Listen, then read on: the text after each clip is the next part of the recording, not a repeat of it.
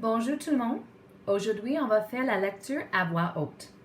Premièrement, tu vas m'écouter lire cette histoire à voix haute. Après, tu vas prendre la copie que je t'ai envoyée et tu vas lire, pratiquer les prononciations et les mots de liaison. T'es prêt? On y va. La boîte de Pandore. Beaucoup d'hommes se réjouissaient que Prométhée leur a fait don du feu. Cela déplaisait à Zeus. Aussi décida-t-il de les punir. Il demanda aux autres dieux de l'aider à fabriquer une femme spéciale. Celle qu'ils crièrent était très belle, très intelligente et jouait de la musique comme personne. Zeus la baptisa Pandore.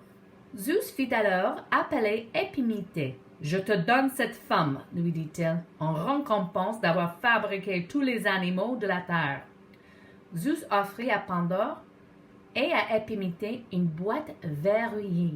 « Prenez cette boîte et rangez-la dans un endroit sûr, mais je vous préviens, ajouta-t-il, il ne faudra jamais l'ouvrir. » Épiméthée remercia Zeus et se tourna vers Pandore. Elle était si belle qu'il en oublia la mise en garde son frère Prométhée. Ne jamais accepter de cadeaux d'autres dieux. Il emmena Pandore et l'épousa sur l'heure.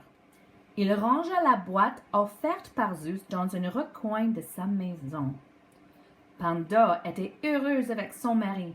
Le monde était un endroit merveilleux. Personne n'était jamais malade, ni ne vieillissait. Personne n'était méchant. Mais Pandore se demandait ce qui pouvait bien se trouver à l'intérieur de la mystérieuse boîte. Contenait-elle des bijoux ou quelque autre objet précieux?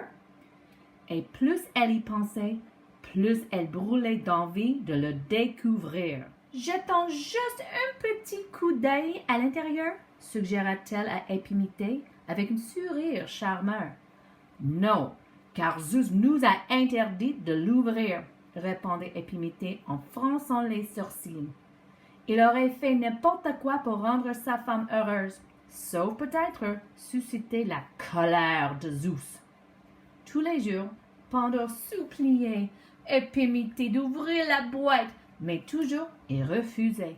Un matin, Pandore profita de l'absence d'Épiméthée pour se glisser dans la pièce où était dissimulée la boîte. Elle la contempla longuement, puis se décida. Elle allait l'ouvrir.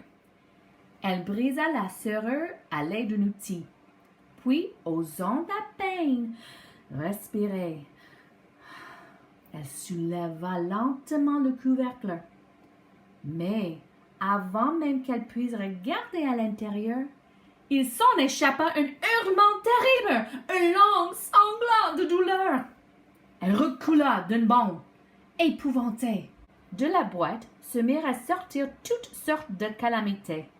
La haine et la jalousie, la cruauté et la colère, la faim et la pauvreté, la douleur et la maladie, la vieillesse et la mort. Pandore essaya bien de refermer le couvercle, mais il était trop tard. C'est alors que, discrètement, sans faire de bruit, en sortit l'espérance. Les hommes connaîtraient désormais la souffrance et le malheur, mais ils garderaient toujours un espoir, la fin.